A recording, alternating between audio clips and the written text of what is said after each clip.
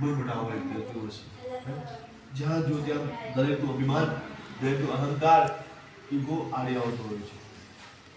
નાની વાતમાં ગઈકાલની ઘટના છે, ભાઈ બીજું ગઈકાલે કેટલી પત્ની કહે છે હું પતિ છોડીશ, મોબાઈલ નહીં છોડું. શું કીધું? ગઈકાલની ઘટના છે. શું કીધું? હું પતિ છોડીશ, મોબાઈલ નહીં છોડું.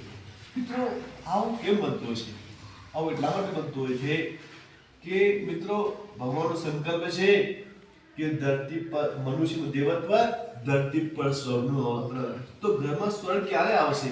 કે જે ઘરમાં પતિ પત્ની વચ્ચે, જે ઘરમાં પતિ પત્ની વચ્ચે પરસ્પર સ્નેહ છે, પરસ્પર શાલીનતા છે, સ્નેહ શાલીનતા, પછી શું છે કે શૌર્ય, સૌહાર્દ, સમર્પણ, એ જ ઘરમાં સ્વર્ગ છે. મિત્રો ગુરુદેવ લખે છે બેટા સ્વર્ગ કોઈ ભૌગોલિક જગ્યા નથી એમ, સ્વર્ગ કોઈ ભૌગોલિક સ્થળ નથી એમ.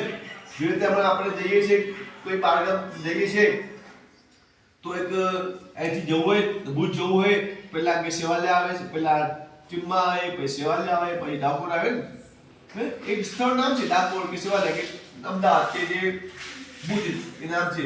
પણ સ્વર્ગ જે કોઈ ભૌગોલિક સ્થળ દુનિયામાં છે જ નહીં. સ્વર્ગ ક્યાં છે? જે ઘરમાં પતિ પત્ની વચ્ચે પરસ્પર સ્નેહ છે, પરસ્પર સૌહાર્દ છે, પરસ્પર શાલીનતા છે, પરસ્પર સમર્પણ છે, પરસ્પર સહકાર છે, પરસ્પર પ્રેમ છે, એ જ ઘરમાં સ્વર્ગ છે. ભલે